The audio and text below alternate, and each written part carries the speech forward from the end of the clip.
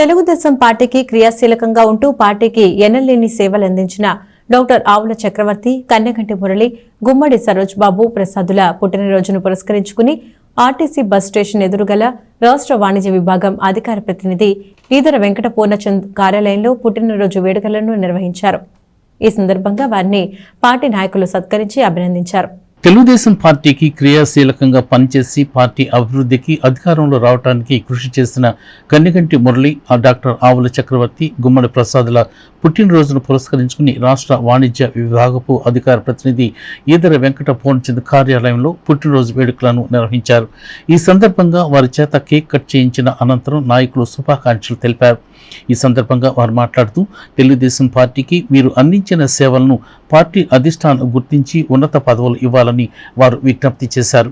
ఇదే విధంగా మాజీ ఎంపీ గల్లా జయదేవ్కు కూడా పుట్టినరోజు శుభాకాంక్షలు తెలియజేశారు.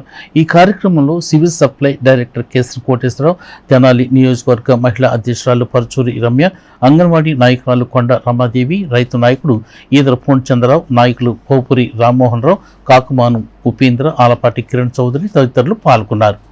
మాకు అత్యంత ఆప్తులు డాక్టర్ ఆవుల చక్రవర్తి గారు, అట్లాగే మా బావలు కనిగండి మురళీకృష్ణ గారు, గుమ్మడి సరోజ్ బాబు ప్రసాద్ గారు పుట్టినరోజు సందర్భంగా ఈరోజు మా ఆఫీసులో కేక్ కట్ చేసి వారికి అభినందనలు చెప్పడం జరిగింది. వారికి ఈసారి జరిగే జన్మదినాలు వారు ఒక మంచి పదవుల్లో ఇక్కడే ఇట్లాగే కేక్ కట్ చేసుకోవాలని ఎంతో ఆశతో వారికి జన్మదిన శుభాకాంక్షలు తెలియజేసుకుంటూ వారి యొక్క సేవలు ఈ తెలుగుదేశం పార్టీకి ఎంతో ఉపయోగపడ్డాయి. ఎంతో తెలుగుదేశానికి ఎంత సేవలు చేశారన్నది అది నా కలారా చూసా, నాకు తెలుసు.